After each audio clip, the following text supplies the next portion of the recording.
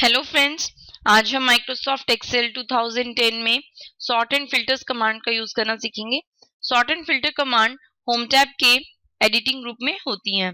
सबसे पहले हम सीखेंगे सॉर्ट कमांड्स।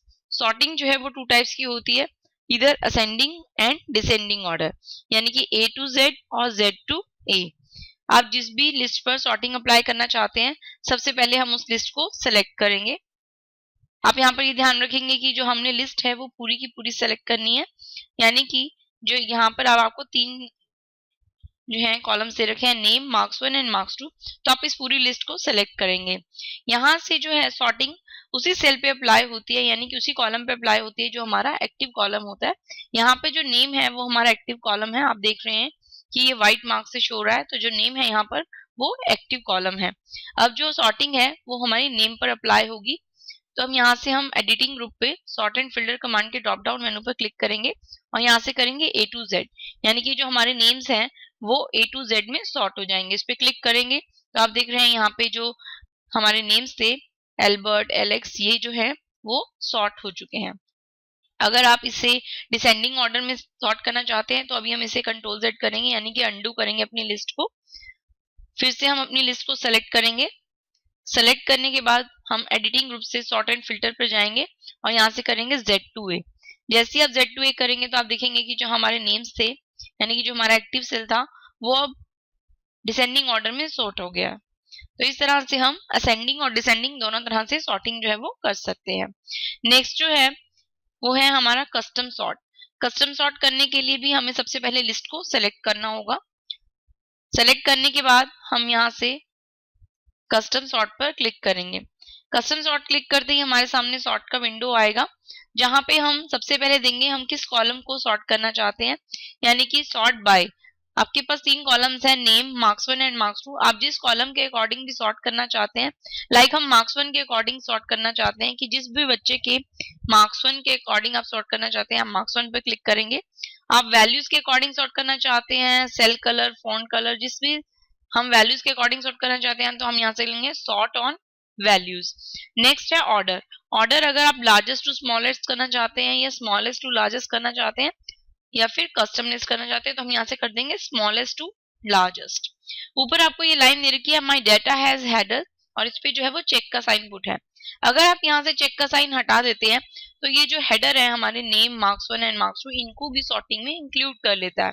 तो अगर आप चाहते हैं ये हेडर्स को सॉर्टिंग में इंक्लूड ना करें तो हम यहाँ पे चेक का साइन फिर से शो कर देंगे, यानी कि पुट कर देंगे। अब हम यहाँ से करेंगे ओके।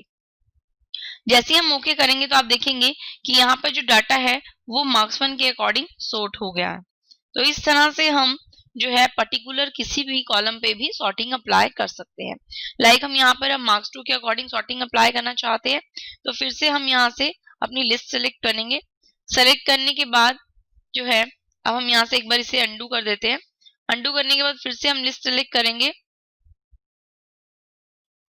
अपनी ओरिजिनल लिस्ट पे आ जाते हैं।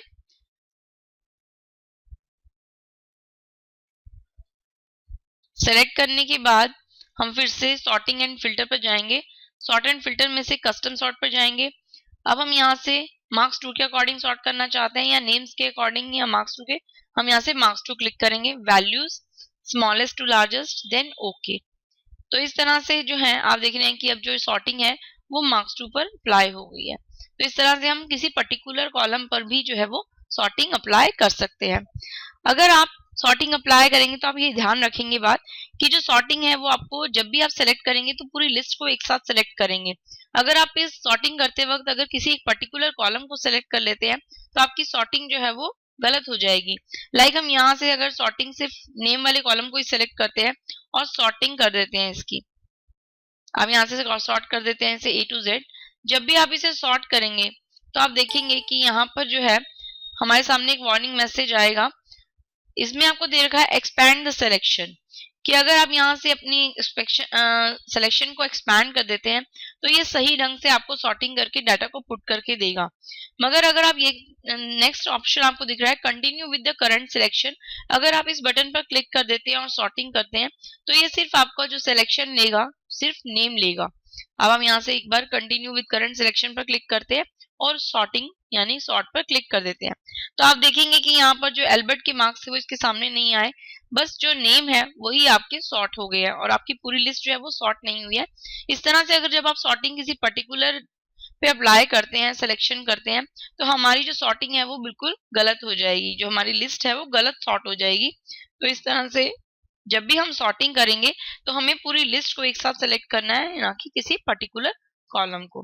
नेक्स्ट कमांड जो हम सीखेंगे वो है फिल्टर की। फिल्टर को सीखने के लिए सबसे पहले हम हेडिंग सेलेक्ट करेंगे। सेलेक्ट करने के बाद हम फिल्टर पर जाएंगे और क्लिक कर देंगे। क्लिक करते ही आप देखेंगे कि जो हमारी हेडिंग्स है इन पे फिल्टर्स शो हो रहा है। अब इन फिल्टर्स का यूज कैसे होता है वो हम आपको शो करेंगे। आप इस किसी भी फिल्टर पर क्लिक करेंगे, क्लिक करते ही आपके सामने एक लिस्ट आएगी। यहाँ पर आपको दे रखा है टेक्स्ट फिल्टर। आप चाहते हैं इस समय जो सेलेक्ट है वो है सेलेक्ट ऑल, तो आपको सभी नेम्स जो है वो शो हो रहे हैं।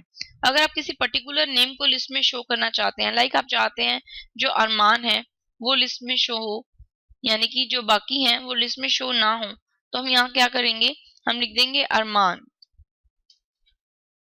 तो जो डाटा सिर्फ अरमान नेम जो कंटेन करेगा सिर्फ वही आपकी लिस्ट में शो होगा। आप ओके करेंगे तो आप देख रहे हैं कि यहाँ सिर्फ अरमान के नेम और उसके मार्क्स ही शो हो रहे हैं।